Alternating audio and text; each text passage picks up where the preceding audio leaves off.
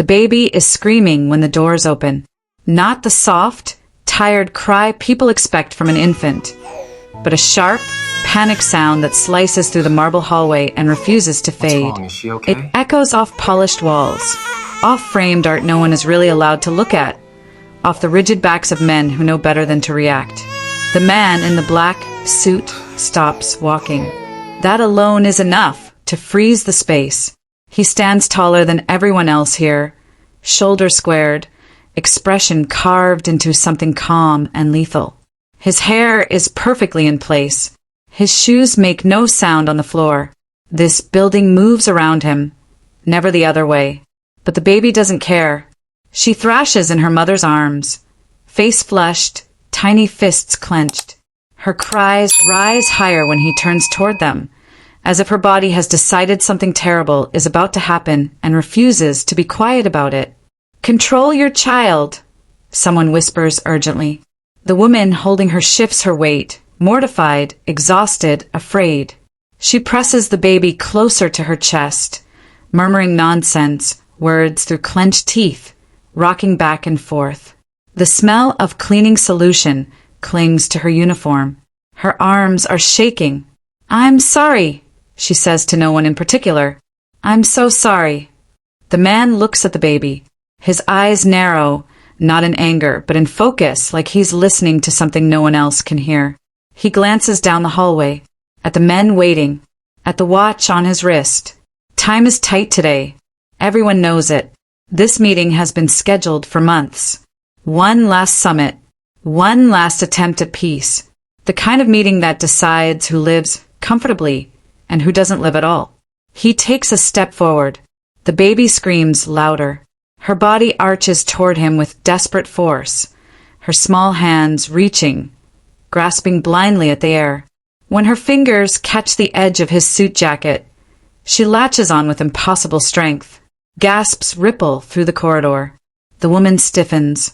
"Please, she doesn't do this," she blurts out, voice cracking. She hates strangers. She won't let anyone. The baby yanks hard, pulling fabric, pulling closer, her cries turning frantic, almost furious. It's as if she's begging him not to leave, or warning him not to go. The man doesn't pull away. He looks down at her hand knotted in his lapel, at the way her tiny knuckles strain white, at the tears streaking her cheeks, her wide eyes fixed on his face with raw urgency. Something flickers in his expression. Not softness, recognition. The hallway is silent now except for the baby's cries. He bends slightly, just enough to be closer. The baby's screaming stutters, then spikes again, louder than before, her grip tightening as if she knows this moment matters. His jaw clenches. Someone clears their throat behind him. "Sir, the meeting." He straightens slowly. The baby's cries echo, relentless. He looks at his watch again, then at the child, then at the woman who hasn't dared to breathe in 10 seconds. Finally, he speaks. "Bring the representative," he says quietly. "I'm not going." The words land wrong. Heavy. Dangerous. A beat passes. "What?" someone asks. He doesn't repeat himself.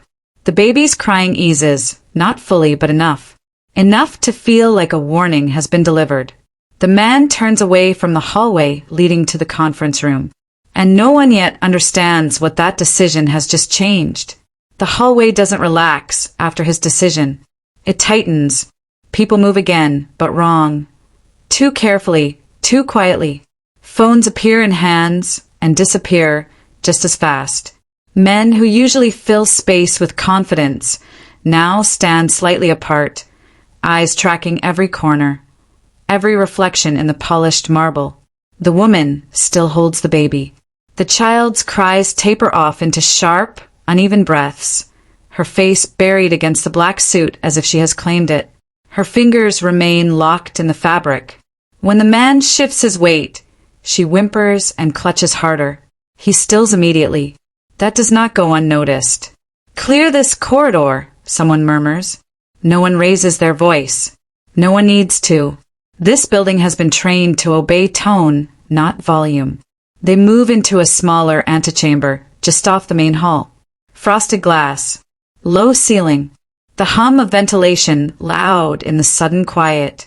The smell of lemon cleaner and expensive cologne hangs in the air, sharp and conflicting. The woman's arms are trembling now. She tries to adjust the baby, tries to pull her back against her own chest. The baby protests at once. Her face crumples, breath hitching, the sound building again. High, panicked, unbearable. The man looks down. His eyes flick to the woman's hands, to the way her knuckles have gone white with effort. Leave her, he says. It isn't permission. It's instruction. The woman freezes, then slowly relaxes her grip. The baby melts forward, cheek pressing against the suit, tiny body settling as if it has finally reached the only safe place in the room. The crying stops. Completely. The silence that follows is worse. Someone swallows. Someone else exhales through their nose, sharp and controlled. The man's age shifts closer, lowering his voice. Sir, the schedule is already broken, the man says. He doesn't look away from the child. A phone vibrates, then another. A ripple of muted urgency spreads through the men at the edges of the room. No one speaks yet. No one wants to be the first. The woman watches all of this from inches away, her heart pounding so hard she can feel it in her throat. She has cleaned these rooms for months. She knows the rules. She knows how power sounds when it's calm, and how it sounds right before something goes wrong. The baby lets out a small sigh. Warm breath through her nose. One hand loosens, fingers uncurling slightly as if satisfied for now. The man adjusts his stance without thinking, angling his body to shield her. A second phone vibrates.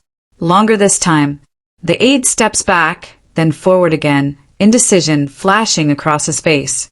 He leans in, close enough that only the man can hear. There's a delay, he says carefully. At the sight, the man finally looks up. Why?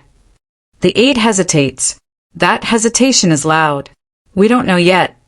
The room seems to tilt. Somewhere, far away, a low sound rolls through the building.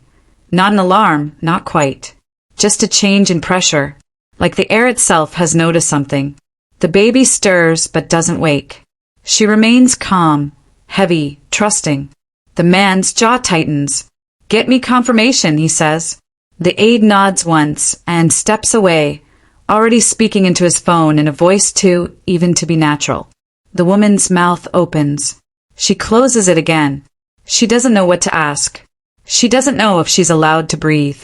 The man looks down at the child one more time. Then the phone rings, and this time no one tries to hide it. The phone vibrates in the aide's hand before he answers it. He doesn't look at the screen. He already knows who it is. Yes, he says, voice level. The room stills around that single word. The ventilation hum grows louder in the quiet, a low mechanical breath that fills the space between them. The baby shifts against the man's chest, lets out a soft sound, then settles again. Warm, heavy, unaware. The aide turns slightly away as he listens. His shoulders stiffen first, then his jaw. Yes, he repeats. A pause. Where? Another pause. Longer. The man watches him without blinking. The aide's free hand curls slowly into a fist. When he speaks again, his voice drops, stripped of everything unnecessary. Understood. He ends the call. For a moment, no one speaks. The silence stretches, not empty but waiting. The aide turns back. His face has lost its color. He opens his mouth, closes it, then forces the words out. The representative has been hit. The woman's breath catches, a sharp, involuntary sound she can't stop. Her hands fly to the baby instinctively, but the child remains calm, pressed against the black suit, small fingers resting loosely now, as if their job is done. Alive? Someone asks from the edge of the room. The aide shakes his head once. Instant. No one reacts the way people do in movies. There are no shouts, no curses, just a subtle shift in posture, a tightening of spines, the sound of someone exhaling slowly through their nose. The man doesn't move. Where? He asks. The conference site, the aide says. Inside the room. The man's eyes flick briefly to the wall, as if he can see through layers of concrete and distance, as if the space has suddenly folded inward. How? He asks. The aide hesitates. That hesitation lands harder than the answer. Sniper, he says finally. Single shot. Clean. The baby stirs again, brow furrowing, then relaxes as the man adjusts his hold without looking down. His hand comes up, broad and steady, supporting her back. Shielding. The woman notices. So does everyone else. Security breach? Another voice asks. The aide swallows. Not exactly. The man's gaze snaps back to him. Explain. The aide inhales through his nose. The shooter didn't confirm identity, he says. No facial recognition. No visual confirmation beyond position. The room tilts. He was ordered to shoot whoever sat in the chair. The aide continues quietly. The boss's chair. A ripple passes through the space. Not sound awareness. The woman feels it like a wave of cold. Her knees weaken. She grips the edge of the table to stay upright, staring at the man holding her child, at the place her baby's head rests against his chest. The man finally looks down, not at the baby's face, but at the chair across the room. Empty. Waiting. For the first time, something breaks the stillness in his expression. Not fear. Calculation. He looks back up, around the room, at the men who have followed him for years, at the doors he didn't walk through. Then his eyes return to the child in his arms. Her chest rises and falls steadily. Her lashes rest against flushed cheeks. One tiny hand curls, then relaxes again, unconcerned. If he had gone, if she hadn't screamed, if he had pulled away, the realization settles with crushing weight. He was never meant to survive the meeting. The baby shifts slightly, presses closer, and in the sudden, terrible clarity of the moment, the truth lands, sharp, undeniable, irreversible. The target was never the representative. It was him. The room doesn't erupt after the truth settles. It goes quiet in a way that feels deliberate, controlled, as if everyone understands that noise would be disrespectful to what has just been revealed. The man doesn't speak. He shifts his stance slightly, weight redistributing, one arm tightening around the baby as if the space itself has become unstable. The smell of gun oil drifts in from somewhere down the hall. Security moving fast, too fast. Radios murmur behind, closed lips. Doors seal with soft mechanical clicks. The woman watches him from inches away. She sees it now. The change. Not fear, not panic, but a careful narrowing of the world. The way his eyes lose interest in everything except what is directly in front of him. Her child. The baby stirs again, small mouth opening in a sleepy reflex. She lets out a soft sound, barely a breath, and presses her cheek deeper into the black fabric. Her warmth seeps through the suit, through layers meant to keep the world out. The man exhales slowly. It sounds almost like relief. Lock the building, he says. The words are calm. Final. Aide nods. Someone moves. The low thud of reinforced doors echoes faintly through the structure. Full perimeter, he adds. No exits. No entries. He looks down at the baby as he speaks, thumb resting lightly between her shoulder blades, steadying. The gesture is unconscious, intimate. The woman's throat tightens. Sir, she begins, then stops. She doesn't know what she is allowed to say now, or if she is allowed to exist at all in this moment. He lifts his gaze to her for the first time since the call. Up close, his eyes are darker than she expects. Tired, too. Not from today, from something older. She stays with you, he says, where I can see her. A pause, and you don't leave my sight. Her heart slams against her ribs. I understand. Do you? The silence seems to ask. He turns slightly, angling his body so she and the child are no longer exposed to the doorway. The movement is small, protective. Everyone notices, anyway. Someone clears their throat. Sir, the council. They will wait, he says. The baby shifts, tiny fingers brushing his collarbone. He stills instantly, breath catching for just a fraction of a second. The room fades around him. Not completely, just enough. For a moment, the smell of lemon cleaner is replaced by something else. Damp concrete, cold air, the echo of a different building, a different hallway, smaller footsteps, a weight on his chest that isn't there anymore. He blinks once.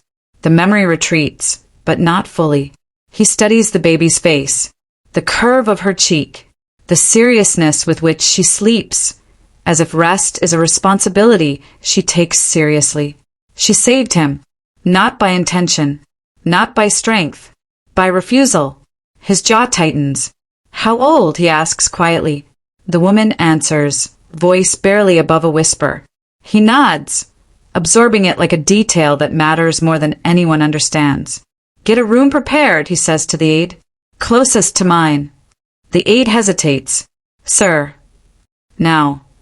The hesitation vanishes.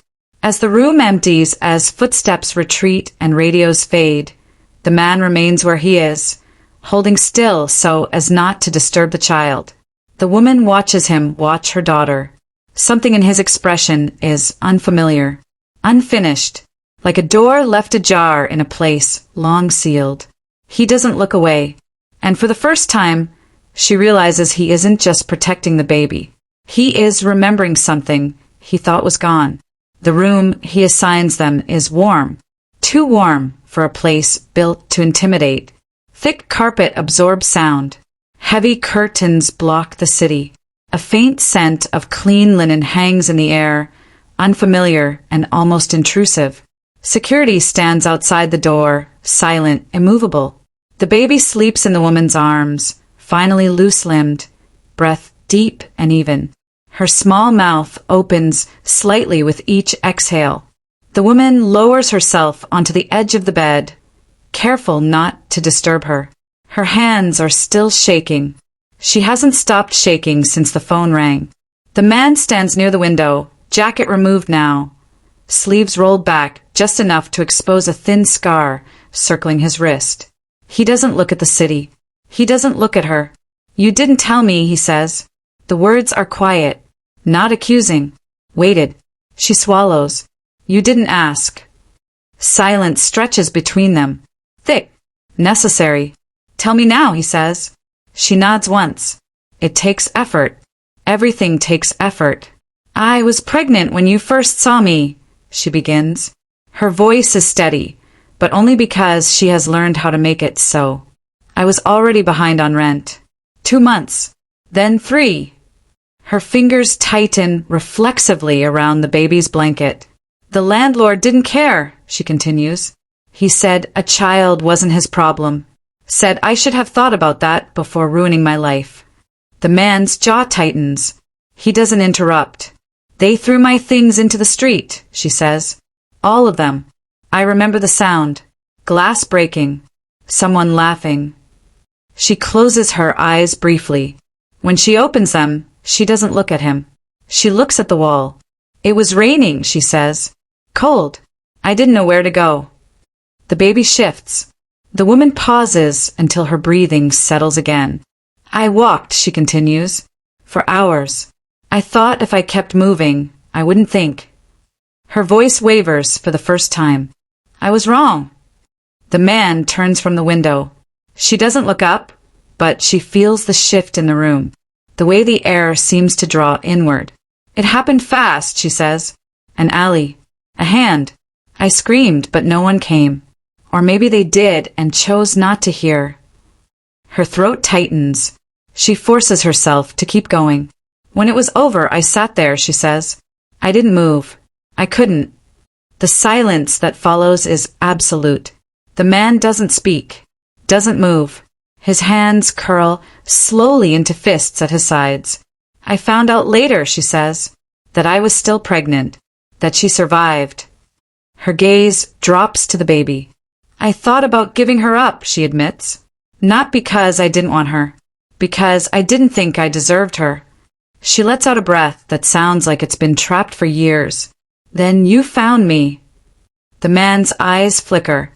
Memory slots into place. You didn't say anything, she continues. You just told them to let me stay. Gave me work. A room. Protection. I didn't know, he says finally. His voice is rougher than before. I know, she replies softly. You didn't ask. Another silence. Longer this time. He moves closer. Slowly. Like any sudden motion might fracture something fragile between them. You kept her, he says. It's not a question. Yes. Knowing. Yes. The word is firm. Unapologetic. She's not, he stops himself. Breathes in through his nose. She's not defined by that. No, the woman says. She's defined by this. She lifts the baby slightly. Just enough. She's alive. The man looks down at the child. Really looks. At the soft curve of her cheek. At the faint mark near her temple. At the way her hand curls as if reaching for something even in sleep. Something inside him fractures. Not loudly. Cleanly. This is why, he says quietly. Why she? Yes, the woman says. Maybe. The weight of it presses down on the room. On his chest. On every choice that led here. This child, born from violence, carried through fear, protected by refusal, has already altered the course of his life. And she doesn't even know it. The baby stirs, brow furrowing. Her eyes flutter open briefly, unfocused, then settle. On him. Her gaze locks onto his face with calm certainty. No fear. No hesitation. She reaches out. Her fingers curl around his. And in that moment, the truth lands fully. Heavy, undeniable, devastating. She exists because of violence. And she survived anyway. The building wakes up around them. Not loudly. Not all at once. Just enough to remind everyone that the world outside the room hasn't paused for grief or revelation. Footsteps return to the corridors. Doors open and close. Voices murmur in controlled bursts behind glass. The baby sleeps again, spent, curled against her mother's chest. The woman doesn't move from the chair by the bed. She watches the door. She watches him. He stands at the table now, jacket back on, cuffs straightened with meticulous care. The softness that slipped through him minutes ago has been sealed away, not erased, just contained. The room feels heavier for it. A knock comes. Sharp. Precise. Enter, he says. The aide steps in, followed by two men whose presence bends the space. Their suits are darker. Their expressions tighter. One carries a tablet. The other keeps his hands empty on purpose. The council is unsettled, the aide says. They're asking questions. Let them, he replies. They already are, the second man adds. Quietly. Too quietly. The tablet lights up. Name scroll. Territories. Arrows drawn and redrawn. The woman doesn't understand the details, but she understands the shape of it. Suspicion spreads faster than blood. They think today was staged, the aide continues. A test. Or a betrayal. Silence falls. The baby breathes. In. Out. In. Who, he asks. No one says it directly, the aide says. But they're circling the same idea. He doesn't need to hear it spoken. They think you knew, the second man says. That you used a proxy to flush out a traitor. A muscle jumps in his jaw. And now, the aide adds carefully, they're asking why you didn't come. The woman's chest tightens. She adjusts her hold on the baby without realizing it. A protective reflex. The movement draws his eye. For half a second, the room seems to hold its breath. She's a liability, the second man says, voice neutral, rehearsed. They'll see her that way. The woman goes very still. She's a signal, the aide corrects softly, whether we want her to be or not. The word lands hard. Signal. He turns his gaze back to the table. to the lines and names and territories that have defined his life for decades. The peace talks were fragile even before today. Now they balance on a blade. Pull her out of sight, the second man suggests. Send her away, somewhere safe, quiet. The woman's throat tightens. She doesn't speak. She doesn't beg. She knows better than to interrupt men deciding the shape of the world. He feels the weight of the choice before it's fully formed. If he hides them, he confirms the weakness they suspect. If he keeps them close, he invites the threat inside his walls. Either way, the child becomes part of the story whether he allows it or not. They'll test you, the aide says. Soon. A provocation. A delay. A refusal to commit. The tablet pings softly. Another update. 3 leaders have postponed their response, the second man adds. Indefinitely. The word echoes. Indefinitely. The baby stirs, face scrunching, a small sound forming in her throat. The woman rocks her gently, barely moving, barely breathing. He watches the motion, remembers the alley, the rain, the quiet way he told his men to let a pregnant woman inside without explanation. Remembers telling himself it was temporary. Everything temporary has a way of staying. Sir, the aide says, we need direction. He closes his eyes for one brief second. When he opens them, the room feels sharper, brighter, less forgiving. Call the council back, he says. Tonight. Both men look at him. Tonight, the second man asks. That's immediate, he agrees. Which is the point? And the woman, the aide asks. He turns, looks at her, at the baby sleeping against her chest, at the small rise and fall that has already altered the balance of power. They see her, he says slowly, or they see through me. The woman's heart stutters. Prepare the room, he adds. All of them. The aide hesitates. Sir, that will expose.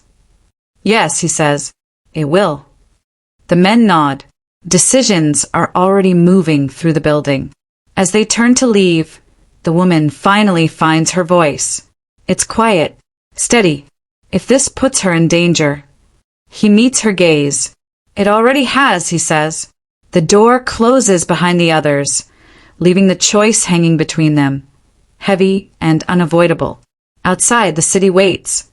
Inside, peace does too, fragile, watchful, ready to shatter depending on what he does next. The council chamber smells like polished wood and old smoke. Men file in one by one, measured steps, faces set into masks they have worn for years. Power gathers slowly, deliberately, like a storm that knows it has time. Phones are left outside. Jackets remain on. No one sits until he does. The woman stands at the far edge of the room, half in shadow, the baby secured against her chest. Security forms an invisible wall around them, not tight enough to look afraid. Not loose enough to be kind. Every eye flicks to the child. Then away. He takes his seat. The chair creaks softly beneath him. The same chair. The one the sniper was meant to see. The countdown is no longer abstract.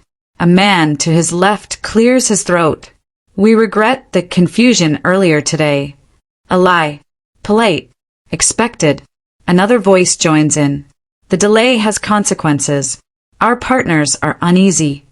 He listens without moving, hands folded, expression unreadable. The baby makes a small sound, a breathy hiccup, then settles again. The room stiffens at the noise. Security failed, someone says carefully. That cannot be ignored. No, he agrees. His voice is calm. Flat. It cannot. Silence follows, thick with calculation. A man across the table leans back, slightly, crossing his arms. You sent a proxy, he says. That was unexpected. Necessary, he replies. Or convenient, another counters. Eyes shift. Alliances adjust by inches.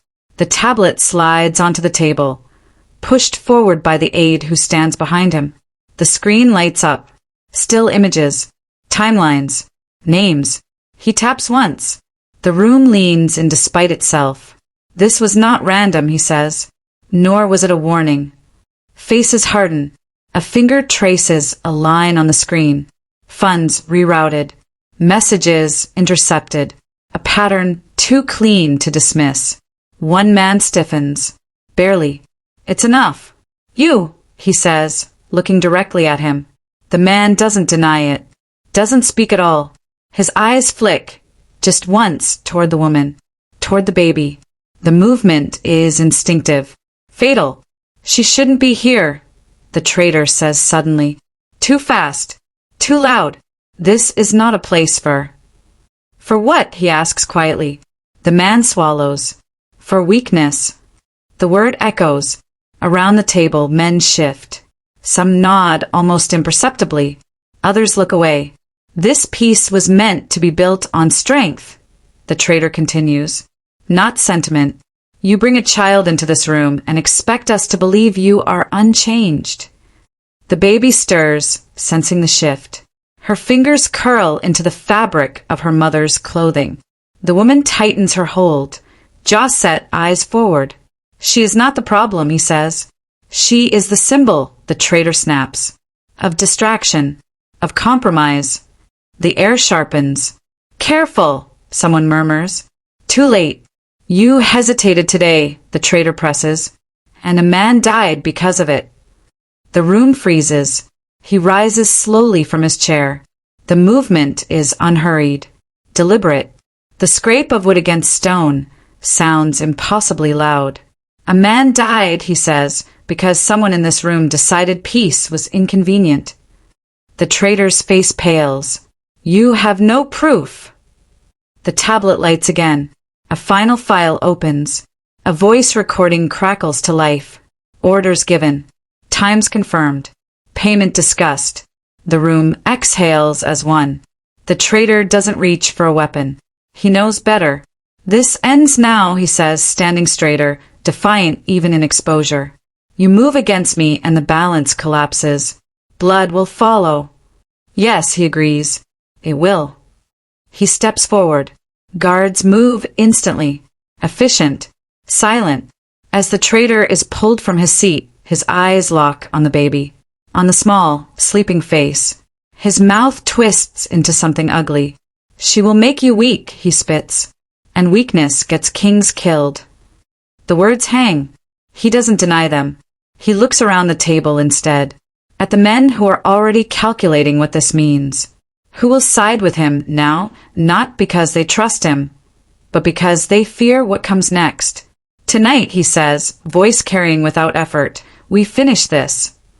No more neutrality. No more shadows. He turns slightly, angling his body toward the woman and child without looking at them. Anyone who stands against this peace, he continues, stands against me. The room understands. As the doors close behind the traitor, as footsteps fade, the future snaps into focus, clear, brutal, irreversible. He has chosen, and there is no going back. Night falls without permission. The compound hums with motion. Vehicles sliding through gates, radios murmuring in clipped codes, boots crossing stone with purpose. The air smells of rain and metal. Somewhere below, a generator kicks on. Its low thrum settling into the bones of the building. He stands in the execution hall.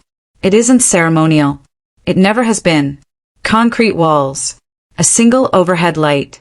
The kind of place where decisions are not debated, only carried out. Men line the perimeter, faces hard, eyes forward. The traitor kneels in the center. Blood beads at his temple, where someone struck him earlier. Controlled, not cruel. He breathes fast, nostrils flaring, trying to keep dignity intact. He fails. You don't have to do this, the traitor says. His voice cracks on the last word. We can still fix it. Silence answers him. He steps forward. The sound of his shoes on concrete is measured. Final. He stops an arm's length away. You tried, he says. Not unkindly. That was your mistake. The traitor's gaze flicks upward, searching for mercy. Finding none, it slides past him, toward the doorway, toward the corridor beyond, toward the place where a woman stands with a sleeping child in her arms. A smirk pulls at his mouth. Desperate. Poisoned. She made you soft, he says. Everyone will see it now. The words hang. He nods once. Everyone will see, he agrees. He raises his hand. The shot is clean. The sound snaps through the hall and is gone. The body collapses, momentum folding inward. The echo swallowed by concrete and silence. No one flinches. No one speaks. He lowers his hand. The point of no return passes without ceremony. Outside, the rain begins in earnest, tapping against stone like an impatient clock. Minutes later, the council reconvenes. Not all the chairs are filled. He takes his seat. The same one. The one that was meant to be empty by now. Men sit straighter than before. Fear sharpens attention. Respect follows fear. Peace stands, he says, voice carrying easily. But it is no longer a discussion. No one interrupts. There will be one rule, he continues. One authority. One line that is not crossed. Eyes lift. Calculations pause. Any challenge to that line, he says, will be answered. A murmur ripples through the room. Not dissent, acceptance. Tonight, he adds, this kingdom becomes unified. The words settle, heavy and irreversible. He doesn't wait for applause. He doesn't wait for agreement. He stands. As he turns, he sees her at the doorway. She hasn't moved. The baby sleeps, cheek warm against her shoulder. Breath steady despite the thunder outside. Her eyes meet his. There's fear there, and resolve, and something else, an understanding she didn't ask for, but now carries. He gestures once. Come, he says. The room stills as she steps forward. Every gaze tracks her path across the floor. The woman who cleaned their messes. The child who changed the day's outcome. The symbol no one can ignore now. She stops beside him. This is my household, he says to the council. It will be led with the same discipline as my empire. A beat. She will oversee it, he continues, placing his hand lightly at the baby's back, steadying her without waking her. All operations within these walls answer to her. Shock breaks through control. A man opens his mouth, closes it again. The woman's breath catches. He doesn't look at her. You will be protected, he says, and you will be obeyed. The room absorbs the declaration. This is not charity. It is binding. He turns to her now, meets her eyes, lowers his voice so only she can hear. This makes you a target, he says. It also makes you untouchable. She swallows, nods once. Outside, thunder rolls closer. Inside, the lines of power redraw themselves in real time. As the council disperses and the doors close, the future tightens around them, unforgiving, watchful, alive. And for the first time, she understands fully what his choice has cost, and what it has claimed. Morning arrives quietly, not with sirens or shouting, but with the muted sound of water being swept from stone. Rain leaves the compound in thin silver trails, dripping from ledges, pooling briefly before disappearing into drains that have seen worse things wash through them. The woman wakes before the baby does. She lies still for a moment, listening. The low murmur of guards changing shifts outside the door. Footsteps measured, unhurried. A sense of order settling into place. For the first time since yesterday, nothing feels like it is about to explode. Relief comes first. It's subtle, dangerous in its softness. She sits up slowly, careful not to disturb the child curled against her. The baby sleeps sprawled now, one arm flung outward without fear, fingers opening and closing in dreams. No crying, no tension, just warmth. The world has not taught her to be afraid yet. The woman rises and moves to the window. The curtains part an inch. Below, the compound is already awake. Men stand in loose clusters, talking without raised voices. Vehicles line up, orderly, unhurried. There is no chaos in their movements. Peace, she realizes. Not the gentle kind, the enforced kind. Later, She walks the halls for the first time with people stepping aside. Not rushing. Not staring. Just adjusting their path as if it is the most natural thing in the world. "Good morning," someone says to her. Respectful. Careful. She nods, unsettled by how quickly this has become normal. The baby rides on her hip, alert now, eyes wide, tracking everything. She reaches for a passing guard's sleeve, fascinated by the texture. The man stiffens, then relaxes when the baby laughs. Fear does not know what to do with laughter. Word travels fast in places like this. By midday, the structure of the underworld has shifted. Deals resume. Borders hold. Messages arrive confirming what everyone already understands. The fighting has stopped. Not paused. Stopped. For now. He stands in his office, jacket off, sleeves rolled, looking over reports that no longer list casualties. His name circulates in whispers beyond the walls. The man who ended the bloodshed. The one who forced peace where negotiation failed. The first of his kind. He doesn't smile. He watches the baby toddle across the rug instead, unsteady but determined.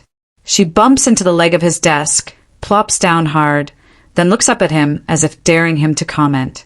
He crouches without thinking, steadying her before she topples again. His large hand nearly swallows hers. She grips his finger with confidence, pulling herself upright. The woman watches from the doorway, heart full in a way that scares her. He has meetings, endless ones, leaders who arrive tense and leave subdued. Men who once spoke of war now speak of stability. They leave offering loyalty, not because they love him, but because they believe him capable of anything now. That belief spreads. In the evenings, the compound changes. Lights soften, voices lower. Someone brings toys without being asked. Someone else adjusts the corner of a rug so small feet won't trip. The baby learns the space quickly. She runs through halls that once echoed with threat, shrieking with delight, fearless. Men who once flinched at gunfire now flinch at the sound of her laughter, startled by how human it feels. "She's fearless," someone murmurs. The woman hears it and tightens her hold just a little. Fearlessness is a luxury, one she doesn't trust. At night, when the baby sleeps, she stands on the balcony alone. The city stretches beyond the walls, glittering indifferent. She feels the weight of eyes even when she can't see them, because peace has a cost, and it is always watched. He joins her without announcement, standing beside her, far enough not to crowd, close enough to guard. Neither of them speaks at first. The silence is not empty. It is full of things they cannot undo. "They're quiet," she says finally. "They're listening," he replies. She nods. She understands the difference now. Inside, the baby stirs in her sleep, making a small sound. Both of them turn toward it at the same time. In the distance, far beyond the compound walls, a car slows where it shouldn't. A figure pauses too long at a corner. Somewhere a phone lifts to capture a grainy image meant for someone else. Peace holds. For now. But it does not go unnoticed. And as the city breathes around them, unseen eyes begin to measure the distance between fear and opportunity. The corridor is quiet again. Not the tense quiet of waiting. Not the brittle quiet of fear. But the softer kind that settles after a storm has passed and left things standing. Morning light slips through high windows, pale and careful, tracing long lines across the floor. The baby sits on the rug near the doorway. She is busy with something important. A wooden block. She turns it in her hands, examines each side with solemn focus, then taps it once against the floor as if testing whether the world still responds. It does. The woman watches from a chair nearby, hands folded in her lap. She looks rested for the first time since arriving here. Not relaxed, just present. Her shoulders sit lower. Her breathing is steady. He stands a few steps away, jacket draped over one arm, no phone in his hand.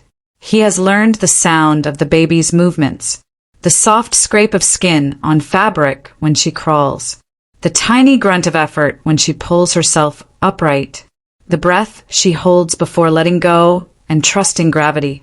She lets go now. She wobbles, arms out, then laughs when she lands hard on her bottom. The sound is sudden and bright, cutting through the quiet like light through cloud. He smiles before he realizes he has. The woman sees it. She doesn't comment. Some things are too fragile to name. She's getting stronger, she says instead. He nods. She is. The baby crawls toward him, determined, palms slapping softly against the rug. She reaches the edge of his shoe and grabs it, hauling herself upright with practiced confidence. Her fingers curl into the leather like it belongs to her. She looks up. Their eyes meet. For a moment, the world narrows to that space between them. No guards, no walls, no history pressing in from all sides. He crouches slowly, careful not to startle her. His movements are measured, not from fear, but from respect. He offers a finger. She takes it immediately, grip firm, unquestioning. The contact still surprises him. He steadies her until she finds her balance, then doesn't let go. The woman stands. She hesitates, then steps closer, not into his space, into the shared one they have been building quietly, piece by piece. You don't have to, she says softly. He looks up at her. I know. The baby leans forward, resting her forehead briefly against his knee. A small, contented sound escapes her. She lets go of his finger and reaches for his jacket instead, bunching the fabric in her fist. The same place she grabbed that first day. The memory passes through him like a shadow, sharp, quick, gone. He straightens slightly and shrugs the jacket back on. The baby squeaks in delight at the movement, gripping tighter as the fabric shifts beneath her hands. He doesn't stop her. She stays, he says, not as an order, as a fact. The woman's breath catches. She nods once, eyes bright but steady. And you, he adds, looking at her now fully. You stay too. She doesn't answer right away. She looks down at her daughter, at the way the child's fingers are still tangled in black fabric, small and certain. I already am, she says. Outside, the compound moves with practiced rhythm. Engines start and stop. Voices rise and fall. The empire breathes, intact, formidable, unchanged in every way that matters. Except one. He lifts the baby easily, settling her against his shoulder. She fits there as if the space was waiting for her. Her weight is warm, solid, real. She pats his collar once, satisfied, then rests her cheek against him. He holds her without hesitation. In the corridor, framed by light and shadow, the three of them stand, an unlikely shape carved into a world that does not forgive softness. The future remains unwritten. And for the first time, he understands exactly what that costs, and exactly why it's worth paying.